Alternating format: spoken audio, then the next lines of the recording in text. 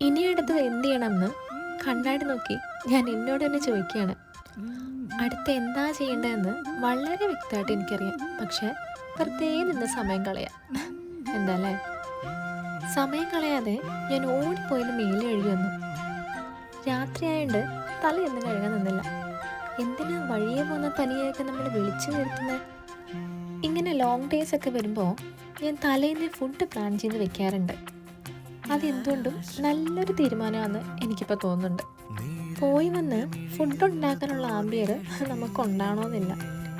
സ്വയം കുക്ക് ചെയ്യുന്നതുകൊണ്ട് തന്നെ നമുക്കറിയാം, കുറ്റം പറയാൻ പറ്റില്ലല്ലോ.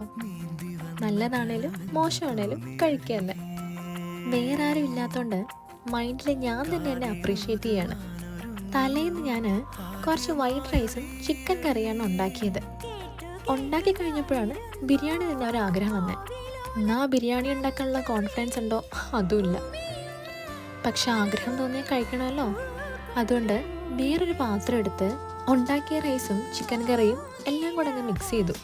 അപ്പോൾ എൻ്റെ സ്റ്റൈൽ ബിരിയാണിയായി, കൂടി ഒരു സാലഡും. എൻ്റെ കഴിപ്പ് കണ്ടാൽ അറിയാം, തീരെ വിശപ്പില്ല. നല്ല ക്ഷീണം ഉണ്ടായിരുന്നു കേട്ടോ. അതുകൊണ്ട് തന്നെ എത്രയും പെട്ടെന്ന് കഴിച്ച് എത്രയും പെട്ടെന്ന് കിടക്കണം എന്ന് മാത്രമാണ് ചിന്ത. കാരണം നാളെ എനിക്ക് മോർണിംഗ് ഷിഫ്റ്റാണ്. രാവിലെ എണീക്കാൻ ഇഷ്ടമല്ലാത്ത എനിക്ക് കിട്ടുന്നത് മൊത്തം മോർണിംഗ് ഷിഫ്റ്റ്.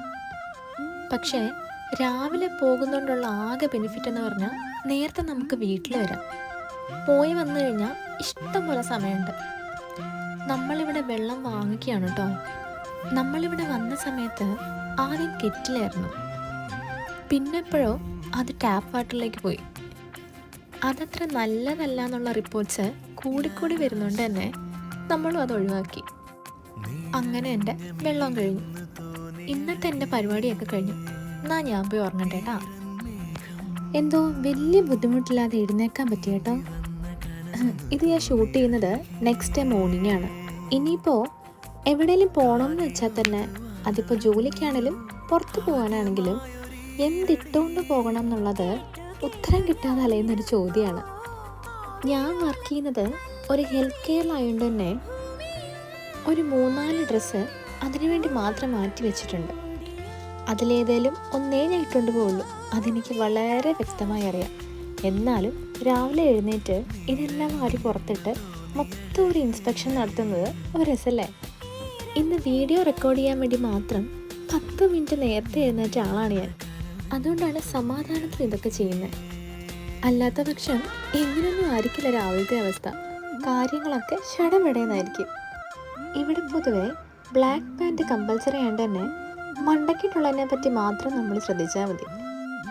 ഇപ്പം സമയം ഏകദേശം 7 മണിയായിട്ടുണ്ട്. ഇന്നെന്തോ രാവിലെ തന്നെ പുറത്ത് വെയിലുണ്ട്, പോരാത്തതിന് ചെറിയ തോതിൽ ചൂടുമുണ്ട്. ഒരു 2 സെക്കൻഡ് ആലോചിച്ചാണ് നിങ്ങളെ കാണുന്നത് ജാക്കറ്റ് കൊണ്ടുപോകണോ വേണ്ടയോന്ന്. പക്ഷേ ഇവിടുത്തെ വെതർ പ്രിഡിക്റ്റ് ചെയ്യാൻ പറ്റാത്തതുകൊണ്ട് കൊണ്ടുപോകുമെന്ന് വെച്ചു. ഇനി തിരിച്ചു വരുമ്പോൾ മഴയാണെങ്കിലോ? അതുകൊണ്ട് തന്നെ അതെല്ലാം ചുരുട്ടിക്കൂട്ടി കയ്യിലാക്കി. ഇനിയിപ്പോൾ എത്രയും പെട്ടെന്ന് മുറി വിട്ടു പോകണം. അതാണ് നമ്മുടെ അടുത്ത പ്ലാൻ. ഞങ്ങളുടേതൊരു ബാച്ചിലേഴ്സ് ഹൗസ് ആയതുകൊണ്ട് തന്നെ പല സാധനങ്ങളും അവിടെ ഇവിടെയൊക്കെ നിങ്ങൾക്ക് കാണാൻ പറ്റും. അത്യാവശ്യപ്പെട്ട എല്ലാത്തരം ബ്രാൻഡ് ഷൂസും ഇവിടെ ഉണ്ട് കേട്ടോ. ഇതിൻ്റെ ഇടയ്ക്ക് നിന്ന് നമ്മളുടെ ഷൂ കണ്ടുപിടിക്കുക എന്നുള്ളത് ചിലപ്പോഴൊക്കെ ഒരു ടാസ്ക്കാണ്. അങ്ങനെ ഷൂസ് എല്ലാം വലിച്ചു കയറ്റി ഇനി എത്രയും പെട്ടെന്ന് വീട്ടിൽ നിന്ന് ചാടണം. ഇതിനിടയ്ക്ക് ബ്രേക്ക്ഫാസ്റ്റ് കഴിച്ചതും ലഞ്ച് പാക്ക് ചെയ്തതൊന്നും എനിക്ക് റെക്കോർഡ് ചെയ്യാൻ പറ്റിയില്ല. ഞാൻ ഈ ഗമയിൽ ബ്രേക്ക്ഫാസ്റ്റ് എന്നൊക്കെ പറഞ്ഞാൽ നമ്മുടെ നാട്ടിലെ പോലെ ഇഡ്ഡലി ദോശയൊന്നും അല്ല കേട്ടോ, ഒരു സ്മൂത്തിയാണ്. ഇവിടെ അതൊക്കെ നടക്കൂ. അപ്പോൾ ഇനി ഇറങ്ങിയിട്ട് കാണാം. അങ്ങനെ ഷിഫ്റ്റ് കഴിഞ്ഞ് പോയത് നേരെ ടെസ്കോയിലോട്ടാണ് ബ്രെഡ് വാങ്ങാൻ. ബാച്ചിലേഴ്സിൻ്റെ ലൈഫിൽ ബ്രെഡിനൊരു പ്രത്യേക സ്ഥാനമുണ്ട്. പണ്ടൊക്കെ ജോലിയും കോളേജും ഒക്കെ കഴിഞ്ഞ് പോകുമ്പോൾ വീട്ടിൽ അമ്മ എന്തായിരിക്കും ഉണ്ടാക്കി വെച്ചിരിക്കുന്നത് എന്നായിരുന്നു മനസ്സിൽ. നേരെ മറിച്ച് ഇപ്പോൾ വീട്ടിൽ പോയി എന്തുണ്ടാക്കും എന്നാണ് ഞാനീ ചിന്തിച്ചുകൊണ്ടിരിക്കുന്നത്. അങ്ങനെ ചിന്തകൾക്കൊടുവിൽ എങ്ങനെയോ ഞാൻ വീടെത്തി. ഒട്ടും താമസിക്കാതെ നേരെ പോയിന്ന് മേല് കഴുകി വന്നു. ഫുഡ് നേരത്തെ പ്ലാൻ ചെയ്തുകൊണ്ട് തന്നെ വന്നു കഴിഞ്ഞ് ഉണ്ടാക്കേണ്ടി വന്നില്ല. നാളെ എനിക്ക് ഓഫാണ്. അതുകൊണ്ട് തന്നെ എന്തെങ്കിലുമൊക്കെ ലാപ്പിൽ കണ്ടിട്ട് ഉറങ്ങാമെന്ന് വെച്ചു. കണ്ട സിനിമ തന്നെ വീണ്ടും കാണുന്നു. അപ്പോൾ അത്രേ ഉള്ളൂ. Good night.